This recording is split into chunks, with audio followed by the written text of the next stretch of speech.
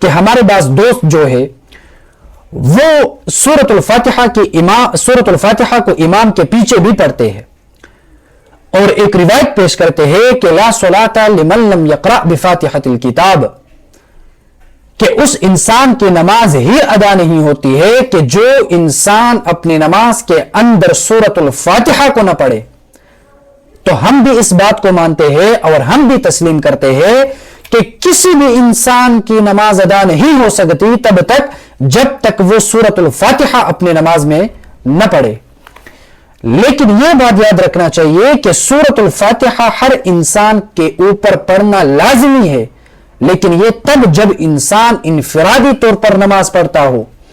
جب انسان اکیلا نماز پڑھتا ہو تو تب اگر اس نے سورۃ الفاتحہ نہیں پڑھی تو اس کی نماز ادا نہیں ہوگی۔ لیکن امام کے پیچھے جب آپ نماز پڑھتے ہیں تو تب امام کے پیچھے سورۃ الفاتحہ کا نہ پڑھنا یہ ضروری ہے۔ جس طرح انسان اکیلا نماز پڑھتا ہے، اکیلے نماز میں جس طرح سورۃ الفاتحہ پڑھنا ضروری ہے،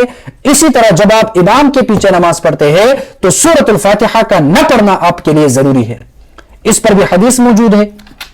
حدیث میں واضح طور پر رسول اللہ صلی اللہ علیہ وسلم کی احادیث سے ثابت ہے اور واضح طور پر حدیث میں یہ الفاظ موجود ہے کہ من کان لہ امام فقراءۃ الامام لہ قراءۃ،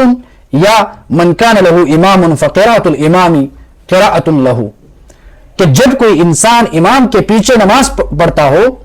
تو جب امام قرات پڑھتا ہے تو یہی قرات یہ مقتدی کے لیے بھی کافی ہوتی ہے۔ جس طرح امام ایک دوسری سورت الفاتحہ کے بعد پڑھتا ہے، جس طرح وہ سورت اپنے مقتدی کے لیے امام کی طرف سے کافی ہوتی ہے، تو اسی طرح سورت الفاتحہ وہ بھی جب امام پڑھتا ہے تو مقتدی کے لیے سورت الفاتحہ بھی کافی ہوتی ہے۔ یعنی مختصراً یہ کہ جب انسان ایک امام کے پیچھے باجماعت نماز ادا کرتا ہو تو تب مقتدی کے لیے، پیچھے امام کے کھڑے ہونے والے انسان کے لیے سورۃ الفاتحہ کا نہ پڑھنا یہ ضروری ہے۔